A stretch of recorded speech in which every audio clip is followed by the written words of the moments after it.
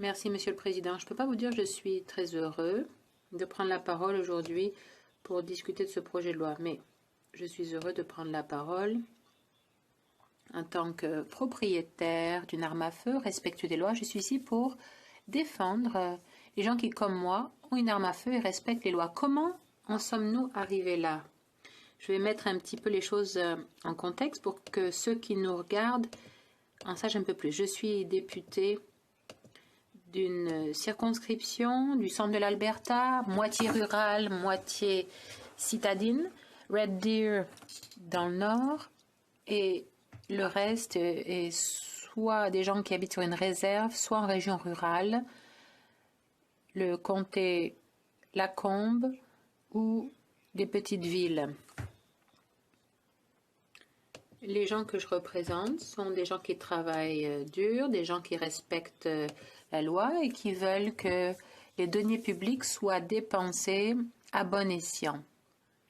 C'est des gens qui s'adonnent à toutes sortes d'activités, la chasse, les agriculteurs ou les éleveurs utilisent une arme comme un outil aussi, ça fait partie de la vie de tous les jours. Et il y a aussi des gens qui veulent s'adonner au tir sportif. C'est très populaire dans ma circonscription. Il y a beaucoup de vendeurs, d'armuriers dans le centre de l'Alberta qui vendent des armes et des munitions et différentes pièces détachées à cause de la demande qui est bien réelle. Et je peux vous dire que nous n'avons pas les problèmes que ma collègue a identifiés dans son discours, dans sa circonscription urbaine, parce que nous respectons la loi, nous avons des politiques à l'échelle provinciale. Et lorsque nous étions au pouvoir, nous avons adopté des lois qui s'en sont pris aux criminels. C'est ça le vrai problème, c'est les criminels. Les Canadiens qui nous regardent, eh bien, savent que les armes à feu ne font rien à moins qu'elles tombent dans les mauvaises mains. Le problème, c'est les criminels violents qui ont accès à des armes à feu. Il y a plusieurs dispositions dans ce projet de loi C-21 qui ne permettent pas de s'en prendre à ces gens-là, à ces criminels qui mettent la main sur une arme à feu. Alors, au cours des décennies précédentes, on a vu que le Canada était un pays où les gens sont venus s'installer, un endroit assez sauvage où les gens sont venus s'installer, se sont adonnés à de l'agriculture, à des activités de foresterie, parfois c'était les apiculteurs. Je ne sais pas si vous avez regardé des dessins animés ou que vous lisiez en grandissant, eh bien Winnie l'ourson, qui montre un petit peu combien l'apiculture était populaire. Bref, tous ces gens-là ont été un petit peu pris par ce projet de loi. Mais ça a commencé dans les années 30. Toutes les armes à feu, toutes les armes de poing ont été versées dans un registre. Mais ça n'a pas arrêté les criminels de mettre la main dessus de manière illégale. Le gouvernement de l'époque, lorsque c'était un gouvernement libéral ou qui penche libéral, eh bien, il semble vouloir accuser les Canadiens respectueux des lois. Alors, on a eu un registre pendant des décennies, un registre des armes à feu. Le gouvernement savait où se trouvaient les armes de poing légales. Des changements ont été apportés sous Jean Chrétien, notamment un registre des armes d'épaule, une véritable gâchis inefficace. Le gouvernement de l'époque nous a dit que ça allait coûter 2 millions, mais ça a coûté plus de 2 milliards de dollars. Ça n'a rien fait pour faire baisser le taux de criminalité. Le gouvernement, avec C-75, voudrait codifier certaines dispositions en matière de libération conditionnelle qui permettraient aux gens d'être libérés le plus rapidement possible avec le moins de restrictions possible. Et on a vu les conséquences de tout cela. C-21, au départ, lorsque les députés ont pris la parole dessus, ils ne visaient qu'à codifier un décret pour interdire les armes de poing. Le gouvernement a décidé de proposer tout un tas d'amendements qui n'avaient absolument rien à voir avec les armes de poing. Tout portait sur des fusils Et le gouvernement s'est mis à dos quasiment tous ses partisans, notamment les autochtones, qui ont vu que leurs armes à feu allaient être inclus dans l'amendement G46 qui les empêcherait de se servir de ces armes à feu dans le cadre de leurs activités. Il y a aussi une clause de droits acquis ou evergreen en anglais avec G4. C'est un nouvel article qui finalement revenait au même à une petite exception près, mais je vous expliquerai tout cela en détail quand j'y reviendrai sous peu. Alors, on se souvient tous, Monsieur le Président, de ce qu'avait fait le gouvernement. C'était assez évident parce qu'on a entendu les enregistrements de la commission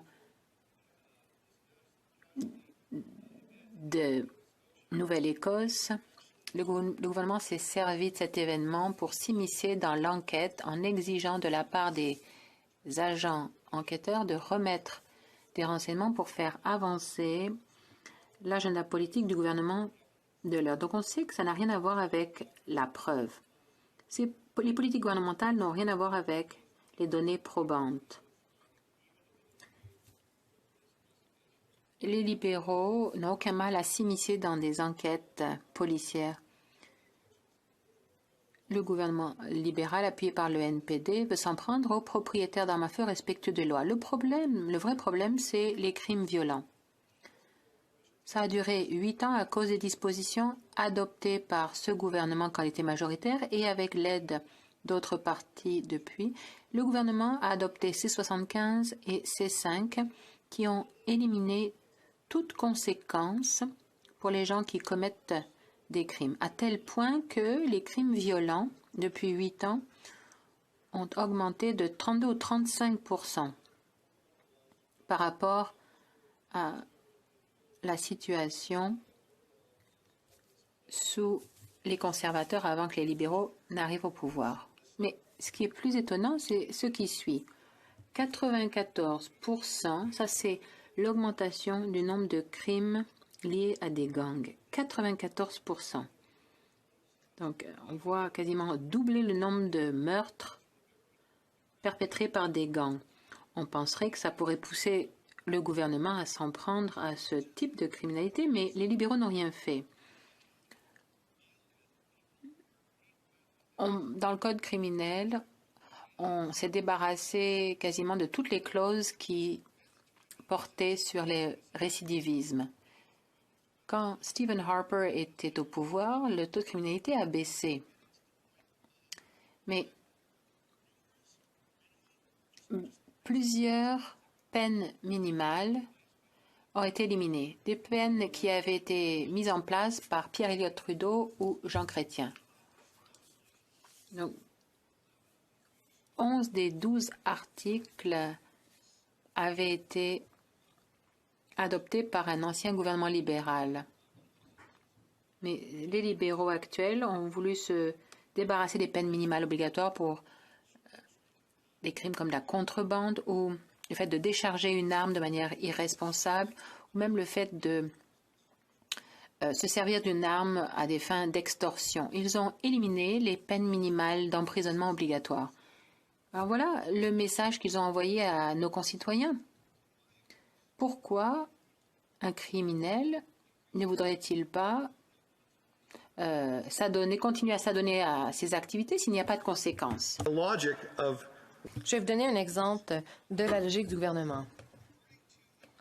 Selon la GRC, sur leur site Web, il y a environ 430 gangs au Canada. Et 7000 membres au cours des 5-6 dernières années. Si on prend le taux d'homicide commis par les gens qui sont membres de gangs, eh bien, c'est 50% des meurtres qui sont commis par ces membres. 125 meurtres par année environ. Il existe 2,2 millions de propriétaires d'armes à feu respectueux des lois ici au pays. Et Ils sont responsables d'homicides environ 12 fois par année. 12 sur 2,2 millions de personnes contre 125 sur 7 000 personnes. Et à qui décide de s'en prendre ce gouvernement? Les 2,2 millions de personnes. Ce n'est pas logique. Si vous faites bien vos calculs, le membre d'un gang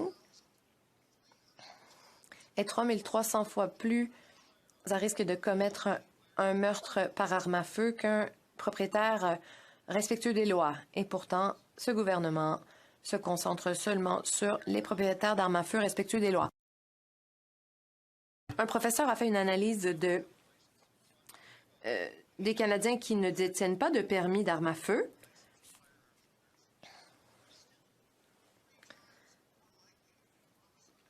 Sont quand même 3 fois plus à risque de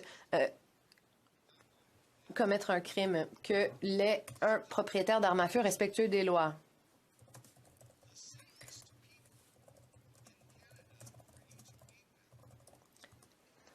Les gens avec qui vous êtes le plus en sécurité au Canada, ce sont les propriétaires d'armes à feu respectueux des lois qui, à n'importe quel moment, peuvent se voir retirer leurs armes à feu sans qu'il n'y ait eu aucune plainte déposée à leur égard. Ce qui signifie que chaque propriétaire d'armes à feu respecte méticuleusement les lois d'entreposage, de transport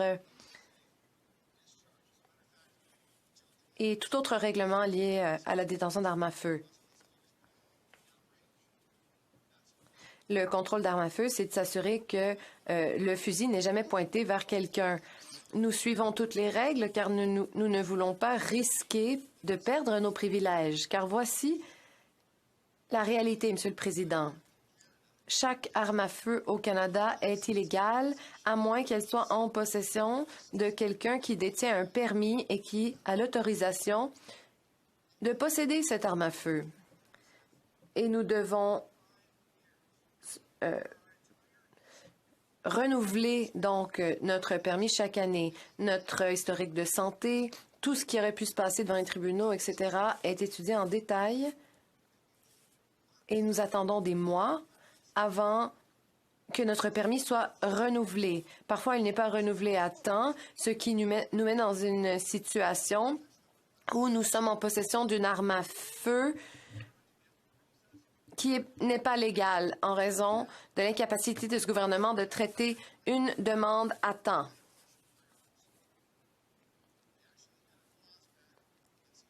Lorsque Stephen Harper était premier ministre, nous avions une disposition qui donnait une période de grâce de 6 mois aux gens pour renouveler leur permis. Je suis très frustrée par l'élimination de cette disposition. Mais le Dr. Kaylin Langlin de l'Université McMaster a dit en comité que les recherches ont été évaluées par les pairs et ont conclu que les mesures législatives de contrôle d'armes à feu n'ont aucune incidence sur les taux de meurtre au pays. On m'a demandé de lire un article scientifique qui passait en revue des études portant sur le suicide et il y a une réduction des suicides chez les hommes de 25 à 30 ans, mais une augmentation du recours à d'autres méthodes telles que la pendaison. Le taux de chômage, le faible revenu et le fait d'être autochtone étaient associés au taux de suicide. Et mes conclusions sont basées sur les preuves. Je ne suis pas conscient d'un autre chercheur qui pourrait contredire mes conclusions.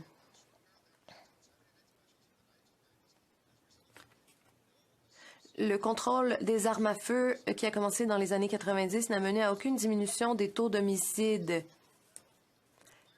Donc, il n'y a eu aucune corrélation positive entre le contrôle des armes à feu et la diminution de meurtres commis par les armes à feu.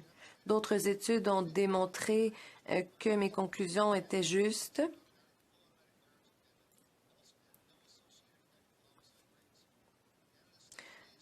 Les études canadiennes de différents chercheurs sont aussi en accord avec les conclusions de cette étude. Le problème, c'est les crimes violents. C'est-à-dire contrôler les criminels violents. Nous pouvons contrôler des objets autant que l'on veut, mais cela ne changera absolument rien. Donc, ce ne sont pas les chasseurs qui posent problème. Plus de 8 millions de personnes chassent et pêchent au pays et contribuent des milliards de dollars au PIB chaque année. L'Ordre en Conseil a déjà interdit les fusils de chasse utilisés pour la chasse. J'étais un agent de conservation, j'ai travaillé dans les parcs nationaux et on m'a émis des armes à feu. Dans le cadre de mes fonctions, j'étais un agent forestier en Alberta également.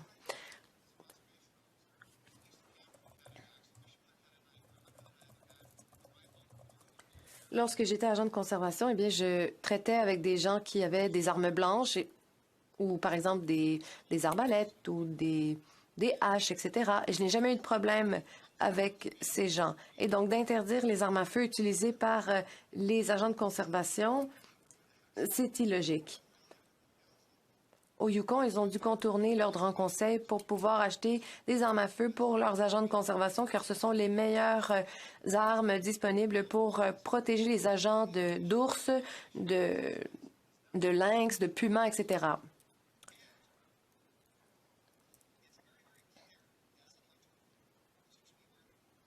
En tant que chasseur,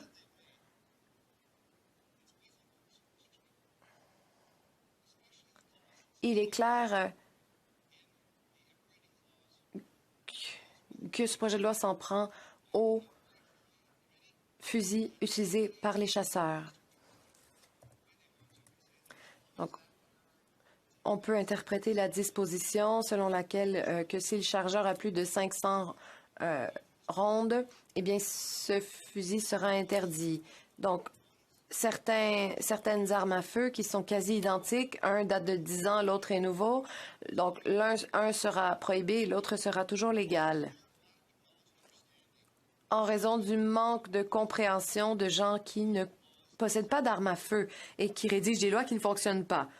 Nous serons confrontés à ce scénario une fois de plus. Mais si vous pensez que vous pouvez garder votre arme à feu car elle ne figure pas sur la liste, eh bien, repensez-y car le comité qu'ils vont créer auront encore la même autorité pour faire une analyse des armes à feu et interdire quelconque arme à feu qu'ils n'aiment pas. Et j'ai quelque chose à dire à tout le monde en cette chambre. Un fusil de chasse, c'est un fusil qui est entre les mains d'un chasseur. Et c'est le cas dans toutes les provinces. Peu importe ce à quoi ressemble le fusil. L'important, c'est de pouvoir tuer l'animal. Je pourrais poursuivre, Monsieur le Président, je pourrais continuer à parler de ceci pendant des heures.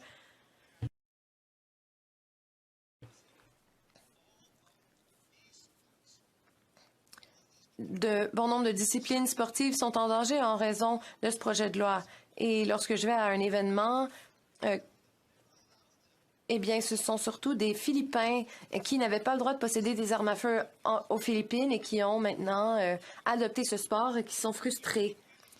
Car quand on empêche aux propriétaires respectueux des lois de posséder des armes à feu, eh bien, des milliers de personnes n'auront plus le loisir de s'adonner à leur sport de prédilection. Il me tarde de répondre à des questions que j'espère logiques de la part de mes collègues. J'aimerais proposer un amendement. Je propose, appuyé par le député de Salt Interlake Eastman, que la motion soit annulée en supprimant tous les mots après le mot « ceci » et en substituant le projet de loi C-21,